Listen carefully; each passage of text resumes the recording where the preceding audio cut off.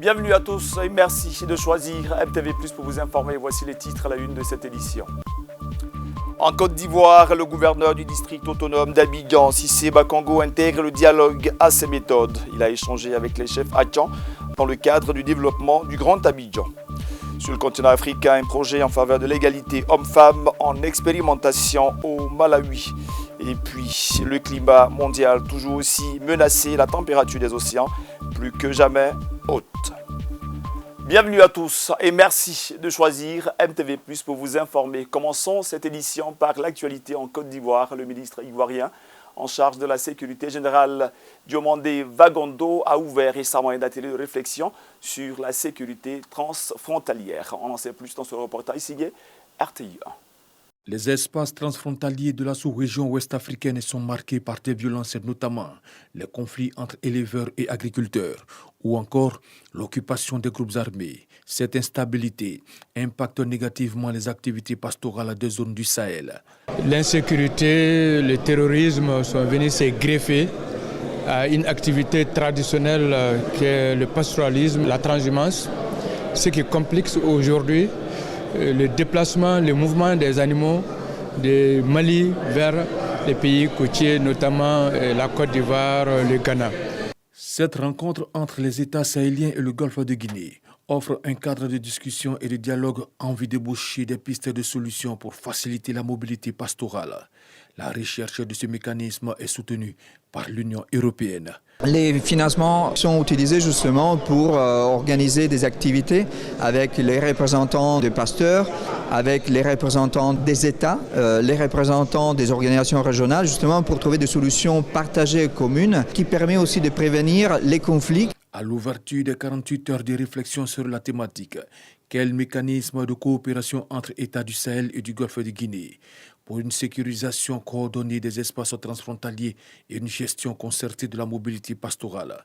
Le ministre de l'Intérieur et de la Sécurité, Vagondo Diomandé, et le ministre des Ressources animales et halieutiques, Sidi Timoko Touré, appellent les parties prenantes à l'harmonisation des politiques de sécurisation et de mobilité dans les zones transfrontalières. Le renforcement de la coordination régionale entre les instances politiques, sécuritaires et pastorales de tous les pays concernés est essentiel donc dans cette démarche. Seul un effort concerté et une coopération régionale efficace permettront de relever les défis complexes auxquels nous sommes confrontés dans ces espaces transfrontaliers. Nous devons travailler de concert pour élaborer des mécanismes efficaces qui favorisent la sécurisation des espaces transfrontaliers. Ensemble, nous pouvons trouver des solutions innovantes et durables pour sécuriser nos espaces transfrontaliers et surtout promouvoir une gestion concertée de la mobilité pastorale dans le respect des droits. Ces assises d'Abidjan, après l'initiative d'Accra, devaient renforcer la coopération sécuritaire pour une gestion concrète des activités de l'élevage dans la sous-région. Plusieurs pays prennent part à ces assises. Il s'agit notamment du Burkina Faso, du Mali, du Bénin, du Togo, du Ghana et de la Côte d'Ivoire. Toujours dans l'actualité ivoirienne, le dialogue est l'âme des forts, dira-t-on. Le ministre en charge du gouvernorat du district autonome d'Abidjan, Cissé Bakongo, a choisi de discuter finalement avec l'ensemble des chefs coutumiers du Grand Abidjan. Les chefs Atchan étaient à son bureau récemment. Cissé Bakongo, ministre-gouverneur du district d'Abidjan, présente au chef Atchan les missions à lui confier par le chef de l'État à la tête du district autonome d'Abidjan. Au centre des échanges, la construction d'un siège des chefs du district, la nomination de 3 chefs en qualité de conseillers spéciaux du ministre-gouverneur et l'assainissement du district d'Abidjan. Sur ce sujet, le ministre-gouverneur a précisé que les démolitions ne seront pas systématiques, mais vont concerner les zones à risque présentant un danger pour la sécurité des populations. Tout en remerciant le président de la République Alassane Ouattara pour ses actions de développement, les chefs Atchan promettent de collaborer avec le ministre-gouverneur Cissé Bakongo. Cette séance de travail pour nous est très importante. Nous disons merci à M. le ministre-gouverneur pour tout ce qu'il nous a dit. Nous retenons 2 choses. La première chose, il nous a dit qu'il vient se confier à nous. Il est à notre disposition. Ça, c'est important. La deuxième chose, il vient pas pour effacer les sillons de son prédécesseur, mais pour les élargir. Pour nous, c'est très important, et nous, en tant que chef de village, de l'accompagner. Et comme nous allons nous retrouver régulièrement pour que nous puissions porter les inquiétudes de nos populations et trouver une solution avec lui pour que tout le peuple haïtien soit tranquille et partant du peuple haïtien, toute la Côte d'Ivoire et le district d'Abidjan. Je suis venu leur présenter mes missions.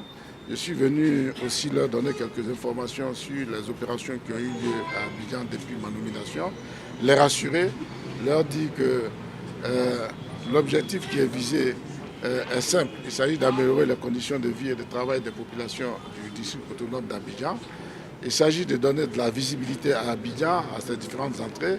Il s'agit de faire en sorte que la Côte d'Ivoire continue de faire rêver sous le magistère, la gouvernance du président Alassane Ouattara. Par la même occasion, je leur ai annoncé quelques dons que le président m'a instruit. Un don de téléphone portable et de 90 véhicules, dont 60 pour les chefs Hatchan et 30 pour les chefs Hatiers.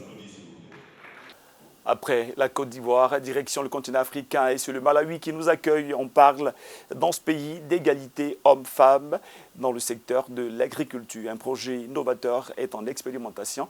On en sait plus dans ce résumé. Alefa Ofeza et son mari Lloyd pratiquent l'agriculture depuis plus de 20 ans au Malawi. Mais depuis 2 ans seulement, Alefa et d'autres femmes de son village ont bénéficié du soutien du Fonds international de développement agricole des Nations Unies. Ce projet a encouragé les femmes à participer à l'agriculture. Grâce aux connaissances et aux compétences acquises, elles savent avec certitude et confiance ce qu'il faut faire pour améliorer la productivité, notamment en matière de plantation double brute.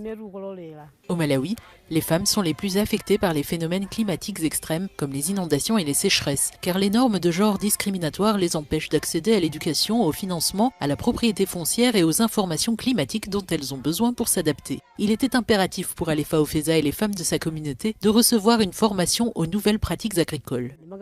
Ici, un grand nombre de femmes sont désormais expertes en activités agricoles et elles ont réalisé comme il est important de s'unir et que cela permet de faire des bénéfices. Malgré le potentiel de ces femmes, elles ne sont pas une priorité pour le gouvernement et sont sous-représentées à tous les niveaux de prise de décision sur les questions climatiques. Amos Mailossi, responsable régional pour le programme Trade, souhaite qu'elles puissent participer au débat aussi bien que les hommes. La question du genre et de l'inclusion sociale est l'un des domaines thématiques clés que le programme Trade promeut. Nous essayons de donner aux femmes, aux hommes, aux garçons et aux filles les moyens de participer aux interventions sur un pied d'égalité. Ainsi, ils pourront réaliser ensemble l'importance d'une prise de décision commune au niveau de leur foyer. Alefa et sa famille disposent désormais d'assez de nourriture pour toute l'année. Elle peut donc vendre une partie de sa récolte sur les marchés des villages voisins et développer son activité. 72 heures après la célébration officielle de la Journée internationale des droits de la femme partout dans le monde, le football féminin zambien enregistre une très belle performance. Le club américain d'Orlando Pride vient de s'acheter une pépite zambienne. Elle est âgée de 23 ans. Son portrait tout de suite dans ce reportage. En football féminin, l'attaquante zambienne Barbara Banda est désormais sociétaire du club sud-africain de Orlando Pride. Jeudi, la numéro 11 emblématique et capitaine des Cooper Queens, du surnom de l'équipe nationale féminine de Zambie, a intégré donc officiellement la National Women's Soccer League d'Afrique du Sud, en provenance du club chinois du FC Shanghai Shengli. À 23 ans, Barbara Banda arrive avec un contrat de 4 ans pour environ 446 millions de francs CFA, le deuxième plus gros transfert féminin de l'histoire, juste après sa compatriote Rachel Kundananji. Orlando Pride a également négocié une clause de vente pour tout futur transfert de Banda, auteur de 41 buts en 52 apparitions avec Shanghai Shengli. Barbara Banda est la première joueuse à marquer des triplés successifs aux Jeux Olympiques contre les Pays-Bas et la Chine en 2021. On parle climat à présent dans cette édition, je vous le disais en titre. Notre planète continue de flirter avec les catastrophes climatiques. Pour cette année 2024, on enregistre au niveau des océans la température la plus haute jamais connue. Les océans du monde ont atteint des températures records en février. Selon le dernier rapport de l'Agence de l'Union européenne chargée de la lutte contre le changement climatique, Copernicus, les températures augmentent sur Terre et dans l'eau, indépendamment du système météorologique El Niño. Le phénomène climatique qui a maintenu des températures à un niveau élevé commence à s'affaiblir dans le Pacifique équatorial, mais n'empêche pas les températures de l'air marin de rester anormalement élevées. Nous avons une série de mois depuis juin qui ont été les plus chauds jamais enregistrés et même du 23 mars au 24 février. C'est donc toute cette période qui a été la plus chaude jamais enregistrée. Ce phénomène est lié à l'augmentation des concentrations de gaz à effet de serre et à l'influence d'El Niño, même s'il n'est pas la seule cause de ce phénomène. Au fur et à mesure que nous avançons dans les mois de 2024, l'effet d'El Niño va diminuer, c'est ce qui se produit normalement, mais dans ce cas, il sera intéressant de voir si nous obtenons un refroidissement substantiel ou non, parce que dans le passé, nous avons vu que même si El Niño n'est pas là, ce genre d'épisode de temps chaud pourrait se produire. En février, la température moyenne à la surface de la mer était de 21,06 degrés Celsius, ce qui est supérieur au précédent record de 20,09 degrés Celsius enregistré en août 2023. Ce réchauffement de l'océan Pacifique, mais aussi des océans Indien et Atlantique, pourrait avoir des conséquences dévastatrices à long terme pour leurs écosystèmes. Parce que nous avons El Niño dans le Pacifique et dans sa partie tropicale, nous nous attendons à ce qu'elle soit très chaude, ce qui est le cas. Mais en même temps, nous avons ce type de réchauffement massif dans l'Atlantique, l'Atlantique tropical et aussi dans certaines parties de l'océan Indien. Les trois principaux océans du monde travaillent donc en synergie pour produire ce pic massif de la température de surface de la mer. Et c'est également inquiétant car on se rend compte que le mois de février 2024 est également très chaud dans l'océan Arctique. La situation n'est pas meilleure sur Terre où les températures constatées en février 2024 ont permis de le désigner le mois le plus chaud jamais enregistré au niveau mondial. La température moyenne de l'air était de 13,54 degrés, soit 0,12 degrés de plus que le précédent mois de février le plus chaud en 2016. Un mot de culture avant de mettre un terme à cette édition en direction Madrid, la capitale espagnole, pour vivre en direct cette énième foire internationale consacrée à la promotion de l'art contemporain. Les investisseurs et les collectionneurs internationaux ont de nouveau rendez-vous à Madrid pour l'Arco, l'une des plus grandes foires mondiales de l'art contemporain. Cette année, plus de 200 galeries de renom ont répondu présent et quelques 350 collectionneurs ont été invités. Certaines œuvres à vendre avoisinent les 3 millions d'euros. Pero al margen de las grandes galerías y las grandes cifras que se mueven aquí en Arco, los nuevos coleccionistas y los artistas emergentes buscan nuevos formatos y lugares donde comprar y vender arte.